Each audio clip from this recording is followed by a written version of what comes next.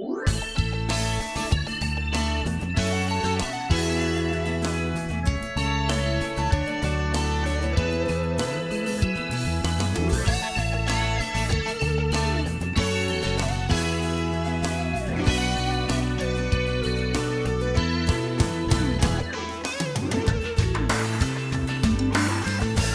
and welcome to the A-List. I'm Colin Hughes. Joining me today is Ron Kittle, the 1983 Rookie of the Year player from the Chicago White Sox.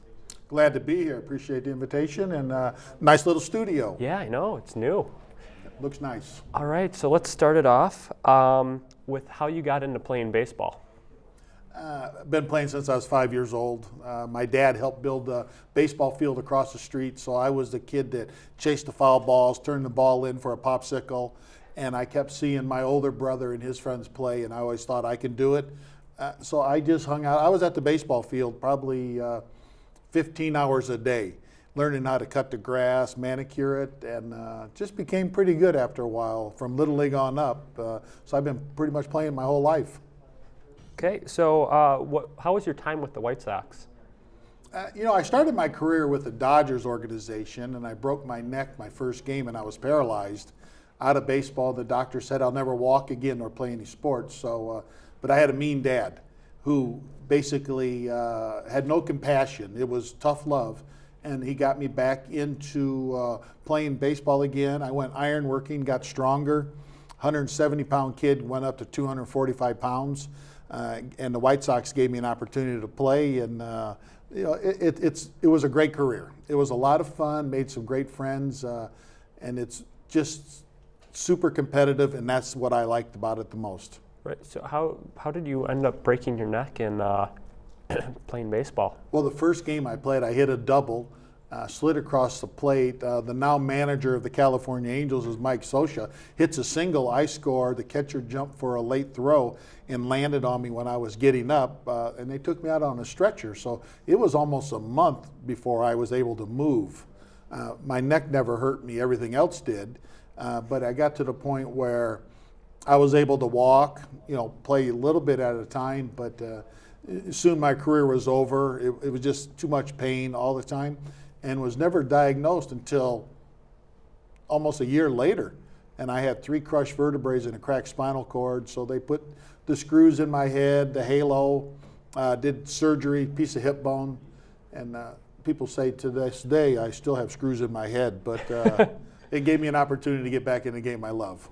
So when you were with the White Sox, how was that? I grew up in Gary, Indiana, so a local kid does good. It's nice. And it was also, it's hard because you want to go out there and compete the best you possibly can. And everybody knows in baseball, if you get 3 hits out of 10 at bats, that's great. But if you're a doctor and you have 3 patients live out of 10, you're a bad doctor. So it's a little different thinking, but I wanted to be the hero every single night. I wanted to be the hero, the star.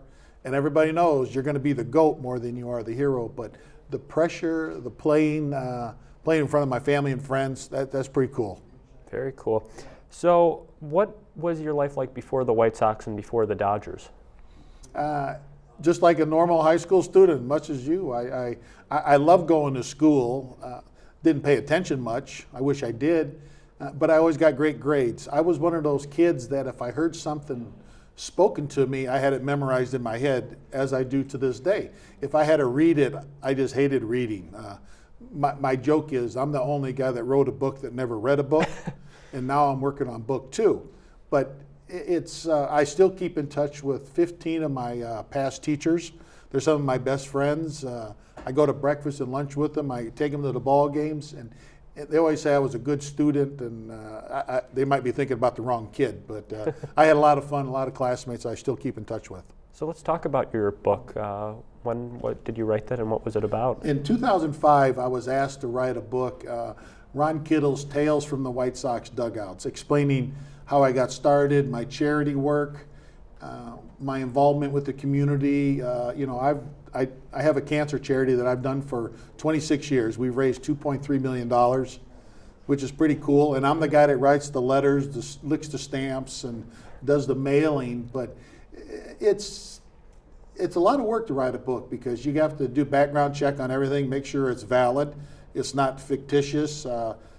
I gave copies to all my teammates to read, and they said, how do you remember all that stuff? And it just goes back to when I was younger. If I heard it, I remembered it. And very good. I can tell you outfits my school teachers wore when they were in elementary school, what shoes they wore, what car they drove. I couldn't tell you a phone number, though. I'm not real good at numbers, but it was just a journey of remembering things about my father, my family, my teammates, the sport, the charity. And I'm working on book 2 right now, and that's more of fun passages from anecdotes, things that my dad said, people who were important in my life who might have taught you a lesson. All right. So, what do you do with your charity? What is it? Who does Well, it it's called benefit? Indiana Sports Charities, and since I'm from Indiana originally, we raise money for cancer research and education. So Northwestern Memorial, University of Chicago, Children's Memorial, Munster Community Hospital, those are my donor recipients of my money. So I hosted a golf tournament. I host breakfast. I still do it to this day. I advertise with social media now on Facebook, Twitter, Instagram. I put these little key components out there. So if I host a breakfast for $40 a person, you get a gift. I speak. I get a couple other people to come in and speak. Huge breakfast, and we might raise $8,000 to $10,000 for breakfast. And these people get to see the inside of us. Not everybody can be in a studio doing a one-on-one conversation, but there's a lot of fans out there, and it all goes for cancer. So it's nice writing those checks to those facilities. Right. All right. So we're going to be right back on the A-list. Stay tuned. Hello and welcome back to the A-list. I'm Colin Hughes. Still here is Ron Kittle from the White Sox. And we're going to open this segment up with how you were known for a big bat. Well, everybody that gets to the top or the major league level, you got to have 5 tools: run, hit, throw, hit, everything, steal. And it's part of it is I was noted for being a home run hitter, hitting the number 3 or 4 spot, number 5, production, drive-in runs, but I always had some great teammates. So one teammate would compliment another teammate. I was fortunate enough to play with the White Sox since '82. '83 we had a great season with some great veteran players, good coaching staff, but everybody knows with being a home run hitter, you fail as much as you do succeed. It's not like you're trying to hit a home run, but I was told at an early age in the minor leagues, if you want to drive a Cadillac or a Mercedes, swing the bat as hard as you can. People remember the home run hitters, and they do, and it drives in big runs. You win a lot of ball games with it, but it's going back to that thing of being the hero every night, and no matter what the situation was, I wanted to win the ball game. And I knew I couldn't do it, but I had to go in with that attitude all the time. But we also got other teammates that should have that same attitude to go out there to succeed and make the city of Chicago proud of our team. So going into that, your other teammates, who were some of the people that you got to play with? Well, I got Carlton Fisk, Hall of Famer, Frank Thomas, Robin Ventura, one of the current, the manager, Harold Baines, Greg Walker, who's probably my best friend to this day. I held his daughter when she was 3 months old, and now she's 38 years old, and she's an attorney in Chicago. So it's great memories. I still keep in touch with a lot of my friends.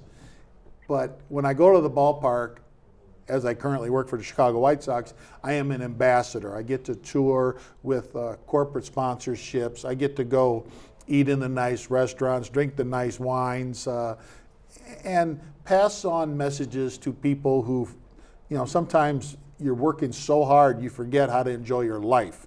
And you got to remember that sometimes. So that's one of my missions that I do at the ballpark. So I run across my former teammates all the time, so it's always nice to see them. It's just like you just saw them yesterday, and I might not have seen them for 20 years. Have any good stories about, Ventura or? There's a lot of great. Robin Ventura was 0 for 41 when he started in Major League Baseball. I personally probably would have killed somebody if I went 0 for 8. I couldn't imagine going 41 times without getting a hit. It just shows you the desire, the determination that he had. And it was nice to be, come out of college with some success, knowing that he would turn it around. He's not an outspoken person, very mild-mannered, but still a good friend. Every time I go to the park, he's the first one that comes over and greets me. And I don't want to coach. I don't want to tell somebody what to do and they don't do it. I might beat them up, since I'm bigger than them. So I like doing what I'm doing now. I get to do a lot of traveling, see a lot of friends. All right. So back in the 90s, you were part of the Schaumburg Flyers, which was a semi-pro team. Yeah, I remember that. I mean, it was the first 1999, to be exact, was their inaugural season up in Schaumburg. And they had a naming contest. I was the manager, helped market. It was fun. I love teaching young kids how to play to get better. But most of the kids at that caliber of baseball, they've already created bad habits. I mean, I would be better off taking you, if you've never played baseball, teaching you the right way, so your bad habits will never be there. And the kids that I was the hardest on are the ones that I communicate with, weekly on Facebook or Twitter. They're always sending me emails. It's nice. It's a nice feeling that I wanted to beat these guys up sometimes, and I was hard on them, and I felt bad, but they learned more from those lessons than they did anywhere else. So you keep in touch with a lot of these people still today. Who are some of your most trusted friends that you?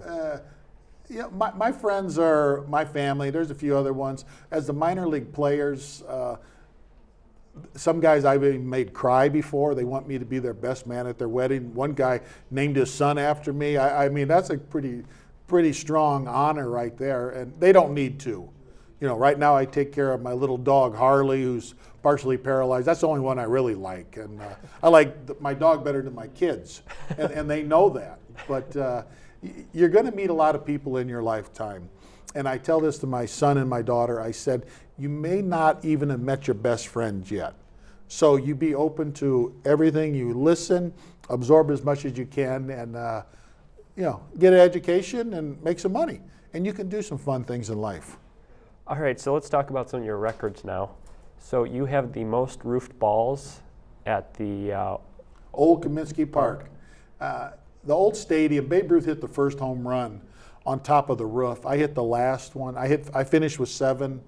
Greg Lazinski hit 3, and you had to hit it 550 feet just to get it to the top of the roof. I mean, most young people would not know about that stadium because they weren't around when that was playing, but that's a long way up there. There's only 23 people that did it in a lifetime. You don't get an extra point for hitting it farther. It's just monumental for some people. I was a construction iron worker coming back from all my injuries, so anytime I hit something on top of steel, I always thought it was a little bit cooler than the next, but it's a nice honor. All right, so I think that's going to do it for us today. Thank you. I want to thank Mr. Kittle for coming in today. I'm Colin Hughes. Thanks for watching.